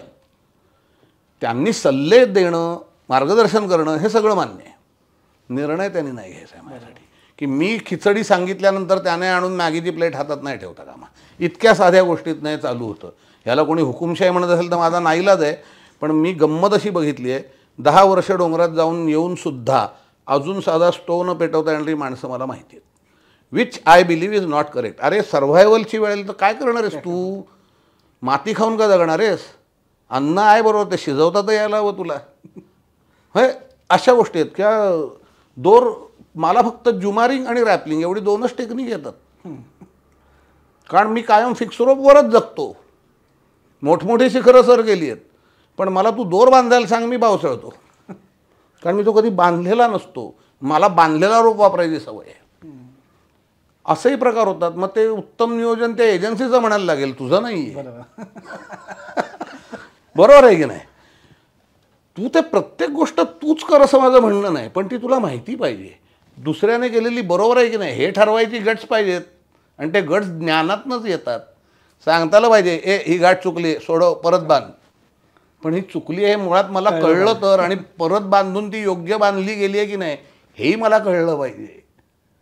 आणि तो माझं कधी ऐकायला माहिती आहे ना, पर्टिक्युलरली मी तुला खरंच सांगतो मनापासून, हे सगळे शेर्पा गाईड्स हे जे येतात ना, म्हणजे ते गढवाली कुमावनी असतील, हिमाचली असतील, लडाखी असतील. शेर्पा तर आपल्याला, आपण सगळ्यांना सरसकट शेर्पा म्हणतो, ती एक वेगळी जात आहे, जमात आहे. हे सगळे लोक प्रचंड अभिमानी असतात, स्वाभिमानी म्हटलंच तरी चालेल. आणि त्यांना त्यांच्या स्वतःच्या टेक्निकल नॉलेजबद्दल भयंकर कॉन्फिडन्स असतो, कारण त्यांची शारीरिक ताकद अचाट असते. त्यामुळे ते काहीही मारून नेऊ शकतात, वेळ एवढी असते, आपली तेवढी नसते. त्याच्यामुळे जर त्यांना ते दाखवलं ना की बाबा हे गडबड आहे, तर त्यांना ते एकतर आवडत नाही, आणि ती सुधारणा करणं हे तर अशक्य कोटीतली गोष्ट आहे, असं नुसतं अनोळखी माणसाचं ऐकून. पण जेव्हा त्यांना तुझ्याबद्दल खात्री असते ना की अरे हा माणूस आहे ना, याला ह्यातलं कळतं, ते दुसऱ्या सेकंदाला तुझ्या आज्ञेचं पालन करतात, अजिबात मनात कडवटपणा येऊ न देता, आणि तुझं त्यांच्याशी खूप हेल्दी रिलेशन राहतं. हाही उत्कृष्ट आयोजनाचाच भाग आहे की आपली मॅनपॉवर कशी वापरायची, त्यांच्या स्किल्सचा मला उपयोग तर व्हायला हवा, पण त्यांच्यामुळे कुठेही माझ्या टीमला धोका होता कामा नये, त्यांच्या चुकीमुळे मी अडकता कामा नये. हाही एक भाव तेव्हा जागृत ठेवायलाच लागतो, आणि हा नियोजनाचा भाग आहे. आता ह्या ज्या हिमालयातल्या मोहिमा चालतात त्या दीर्घकालीन मोहिमा असतात, बरोबर. अशी कोणती शहरी सवय आहे का ती तिथे गेल्यावर त्रास देते? सांगतो ना, म्हणजे जेव्हा स्वतःचं कुकिंग स्वतः करायची वेळ येते तेव्हा रेडीमेड हातात मिळणारा चहाचा पहिला कप इथूनच ते खटकतं. अरे चहा बायकोही नाही आणि आई नाही, त्याच्यामुळे आपला चहा आपल्यालाच करायचा आहे, आणि कुक बेस कॅम्पला राहिला आहे, तर त्यामुळे ते एक होतं. आणि इथे भेळपुरी खाल्ली, वडापाव खाल्ला, पाणीपुरी खाल्ली, असं जे सहज मनात आल्यावर केल्या जाणाऱ्या गोष्टी आहेत त्या तिथे करता येत नाहीत. म्हणजे मुंबईकर आहे ना मी, अरे जन्मापासून, त्यामुळे वडापाव हे माझ्या डाएट प्लॅनचं अविभाज्य अंग आहे, आणि तो तिकडे अर्थातच मिळत नाही. मग आम्ही त्यावर एक उपाय काढतो की मोहिमेच्या शेवटच्या दिवशी मी कुक असतो, कितीही मोठी टीम असली तरी, आणि त्या दिवशीचे संध्याकाळचे स्नॅक्स हे कंपल्सरी बटाटा वडा, असं आमचं गेल्या 20 वर्षाचा प्रघात आहे. आणि तेवढ्यासाठी बटाटे वेगळे उरवले जातात, एक्सपिडिशनमध्ये वापरले जात नाहीत. 4 दिवस आधीपासून सांगायला लागतो कुक की बटाटे संपले, ते असतं त्याचं एक पोतडं लपवून ठेवलेलं, ते त्या दिवशी फक्त त्यावेळी बाहेर येतात, माझ्यासमोर ठेवले जातात, हे तुमचे वड्याचे बटाटे. मग त्याचं अथपासून इथपर्यंत सगळं करायचं, बेसनाचं सारण सगळं, म्हणजे ते बेसनाचं वरचं हे आणि सारण बटाट्याचं हे सगळं तयार करून त्याच्यात व्यवस्थित ते घोळवून तळून सगळ्यांना खाऊ घालायचे, जेवढी लोकं असतील त्यांना. मग त्यात आमचे कधी घोडेवाले पण असतात, कारण शेवटचा दिवस असतो. आमची टीम तर सगळी असतेच, म्हणजे जवळ एक 15-16 माणसं त्या दिवशी खायला असतात, आणि मजा येते ते 50-60 वडे करताना. आणि मग शेवटचे 2 आपण खायचे, कारण एवढे वडे तळून आपली भूक मेलेली असते. पण अरे ती पण एक, म्हणजे ही सवयीचं म्हटलंच तर हो हे होतं. म्हणजे काही काही इथल्या सवयी इतक्या घाणेरड्या आहेत की अरे पटकन इमर्जन्सी आली तर हॉस्पिटलला पोहोचायला ते 2 मिनटं लागतात, तिथे 2 आठवडे लागू शकतात, हे कुठेतरी डोक्यात ठेवायला लागतं. पण ते आता त्याला नाईलाज आहे. म्हणजे सुदैवाने मी तेवढा शहरी माणूस नाही असं मी म्हणेन. म्हणजे आहेत शहरातले सगळे गुण दोष माझ्याकडे आहेत, पण मी मनाने तेवढा शहरातला नाही आहे. माझं सगळं बालपण छान गावांमध्ये गेलेलं आहे, त्याच्यामुळे आय एम व्हेरी हॅपी की मी त्या पद्धतीने वाढलो. माझ्या लहानपणी मी आत्ता जिथे राहतो बोरिवली हे एखाद्या गावासारखं होतं मुंबईसारखं असण्यापेक्षा. त्याच्यामुळे मी सुरपारंब्यांसकट सगळे खेळ माझ्या लहानपणी खेळलो आहे, आणि रेग्युलर खेळायचो. किंबहुना कॉलनीत कुठेही जाताना पायात चपला घालायच्या असतात त्या फक्त शाळेत जाताना, असंच मला 8व्या-10व्या वर्षापर्यंत वाटत होतं. आणि सगळं कच्चे मातीचे रस्ते होते, so I enjoyed it a lot. त्यामुळे तसा मला त्रास होत नाही शहरी सवयींचा. पण तू म्हणतोस तसं काही काही गोष्टी जाणवतातच, म्हणजे त्याला काही पर्याय नाही आहे. हिमालयांमध्ये आपल्याला तिथले जे स्थानिक आहेत किंवा शेर्पा पोर्टर्स, हो. त्यांचा अनुभव आपल्या मोहिमांमध्ये किती कामी येतो? खूप. अरे शेवटी असं आहे, ते डोंगरपुत्र आहेत, ते जन्माला आलेत तिकडे. आपण वर्षातनं एकदा जातो छंद म्हणून. त्यांची काय संपूर्ण त्यांचं जीवनच त्याच्यावर आहे रे. त्याच्यामुळे आणि ते तिथेच असल्यामुळे ना, एक तुला सांगतो, अनुभवसिद्ध ज्ञान हा जो प्रकार आहे ना, त्याची बरोबरी कुठचंही टेक्स्टबुक किंवा टीचर करू शकत नाही. तिथे राहून त्यांचं एक वंशपरंपरागत चालत आलेलं काही ज्ञान आहे, ते त्यांच्या DNA मध्ये आहे असं म्हटलं तरी चालेल. आणि दुसरी गोष्ट म्हणजे त्यांचा स्वतःचा जो शारीरिक त्यांचा जो दर्जा म्हणतो आपण, तो इतका वरचा असतो की तुला 25 किलो उचलताना तोंडाला फेस येतो दिवसभर, ते आरामात 40 किलो उचलून नेतात आणि हसत आणि नाचत असतात हे सगळं करताना. त्यामुळं त्यांचा अनुभव आणि विशेषतः हा स्लोप ॲव्हलांच होऊ शकेल. म्हणजे शेर्पांचंच उदाहरण जर घेतलं की ह्या कड्यापेक्षा हा कडा चढायला सोपा आहे, ह्यांचे त्यांचे ठोकताळे आपल्यापेक्षा नेहमीच चांगले असतात, कारण ते वर्षातनं 5 ते 7 वेळा करत असतात, आपण एकदाच करतो. त्याच्यामुळे 10 वर्ष शेर्पाच्या कारकिर्दीला आणि 10 वर्ष माझ्या कारकिर्दीला असं जर आपण घेतलं तर तो माझ्यापेक्षा 5 पट अनुभवी असतो तेवढ्या काळात. आणि अर्थात मी म्हटलं तसं अनुभवसिद्ध ज्ञानाला काहीही पर्याय नाही आणि त्याच्यामुळे ते नेहमीच सुपिरियर असतात या दृष्टीने. फक्त त्यांचा प्रॉब्लेम असा होतो की त्यांना कसं म्हणायचं आपण, ते टॅक्टिक आणि स्ट्रॅटेजी ह्याच्यात जो आपण फरक करतो ना, तो तिथे आहे रे. म्हणजे तात्कालिक काहीतरी एक दिवसाचा प्लॅन आणि संपूर्ण मोहिमेचा प्लॅन. नेता म्हणून आपल्यासमोर जर संपूर्ण मोहिमेचं चित्र स्वच्छ असेल की आपल्याला काय करायला आलो आहे, काय करायचं आहे, काय झालं तर काय करता येईल, हे त्यांच्या डोळ्यासमोर वेगळ्या पद्धतीने असतं. त्यांना फक्त समिट्स दिसत असतात, कारण ते त्यांचं काम आहे. त्यांना त्यातल्या फक्त टेक्निकल डिफिकल्टी चा अभ्यास करायची आवड असते, त्यांना बाकी कशात काय फार रस नसतो. मला तसं करून नाही चालणार ना, कारण मला तिथे तंबू लागणं पण महत्त्वाचं आहे आणि वेळेला चहा मिळणं पण महत्त्वाचं आहे. तर त्याच्यामुळे योग्य वेळी काम करणं महत्त्वाचं आहे, चांगली हवा महत्त्वाची आहे. हे सगळ्याचं त्यांना फार महत्त्व वाटत नाही. पण ते मला हवामान बिघडणारे याची वर्दी नक्की आधी देऊ शकतात, हवामान खात्याच्या आधी. त्याच्यामुळे काही काही गोष्टी हा आपण त्यांना विचारणं आवश्यक असतं. त्या विचारताना हा सेन्स मात्र कायम जागृत ठेवला पाहिजे की तो शेवटी तो आपल्या मदतीला आलो आहे, उलटं होता कामा नये. मी त्याची मदत नसेल तर मी जाऊच शकणार नाही ह्या परिस्थितीत मी मला आणून ठेवता कामा नये कधी. तो आहे त्यामुळे माझं हे काम जास्ती चांगल्यारीत्या होईल, हा त्याच्यामागचा तुझा फोकस असला पाहिजे. तर हे अतिशय म्हणजे आणि जीवाला जीव लावणारी माणसं असतात रे. आज हे सगळे माझे भाऊ असल्यासारखे झालेले आहेत. म्हणजे माझ्याबरोबर वर्षानुवर्ष 30 लोक डोंगरात येत आहेत. अर्थात उपजीविकेसाठीच येतात, त्यांना मी त्याचे पैसे देतो, म्हणजे ते काही येऊन उपकार करत नाही आहेत माझ्यावर. पण ते समोर सांगतात की ये 2 महिना छोडके बोलणे का, आणि हे 2 महिने आम्ही गाडगिळांबरोबर आहोत. त्याच्या पलीकडे किंवा अलीकडे काय असेल ते सांगा, ते आपण करूया. ह्या 2 महिन्यात त्यांना कोणी एव्हरेस्ट मोहिमेचं आमिष दाखवलं जिथे काही पट पैसे मिळतात, तरी माझी मुलं जात नाहीत. तुम्ही म्हणाल या 1 वर्ष न्यालो, तिथे आम्ही 10 आणि 12 वर्ष दरवर्षी जातोय आणि पुढची 10-12 वर्ष जायचं आहे. आम्ही नाही त्यांना डीच करू शकत. हे जे काय फिलिंग आहे ना, आणि त्याहूनही आता प्रेम, म्हणजे त्यातल्या प्रत्येकाच्या बायकोला मी ओळखतो, मुलांना ओळखतो, आई असली वडील असले तर त्यांना ओळखतो, भावा बहिणींना ओळखतो, आणि त्यांच्या घरी जाऊन मी राहतो, जेवतो, खातो इतर वेळी फावल्या वेळात. तर बऱ्याच खूप साऱ्या क्वालिटी गप्पा पण मारलेल्या आहेत त्याच्यामध्ये. थँक्यू. तर क्वालिटी किती होती मला खात्री नाही, गप्पा मात्र झाल्या आहे नक्की, मजेशीर गप्पा मारलेल्या आहेत. तर इथे येऊन ह्या संपूर्ण पॉडकास्ट म्हणजे तुम्हाला कसं वाटलं त्याबद्दल काय सांगू? खरं सांगू, मला खूप वेगळा अनुभव मिळाला. पॉडकास्ट केली आहेत आत्तापर्यंत काय, आणि गिर्यारोहण या विषयावर तर किती केली आता मला मोजायला लागतील. खरं तर दूरदर्शनच्या मुलाखती असतील, पॉडकास्ट असतील, त्यात काय फार आता नाविन्य राहिलेलं नाही. माझ्याकडे बोलायला मुळात त्यात मर्यादितच काहीतरी घटक आहे, त्यामुळे ते तेवढ्याचवरच गोल फिरत राहतं. आज मी बऱ्याच वर्षांनी गिर्यारोहणाबद्दलच पॉडकास्ट केलं असं आपण म्हणू, पण त्याच्यात कित्येक ह्यापूर्वी विचार न केलेल्या गोष्टी आज तुम्हाला विचारलं, त्यामुळे मला खूप मजा आली त्याची उत्तरं देताना. पण कारण हे कोणी मला विचारलं याचा मी कधी विचारच केला नव्हता. परत एकदा उनाड भटकंती टीमचे मनःपूर्वक आभार की ही आज मोकळेपणाने व्यक्त व्हायची संधी एक मला मिळाली. मला बोलायला खूप आवडतं आणि त्याच्यामुळे माझ्यावर वेळेचं नियंत्रण ठेवण्याची अतिशय अवघड जबाबदारी पण त्यांनी पार पाडली, हे खूप महत्त्वाचं. थँक्यू देवा. उनाड भटकंतीकडनं एक छोटंसं गिफ्ट आहे तुमच्यासाठी. Thank you very much.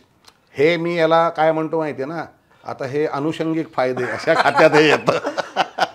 वा.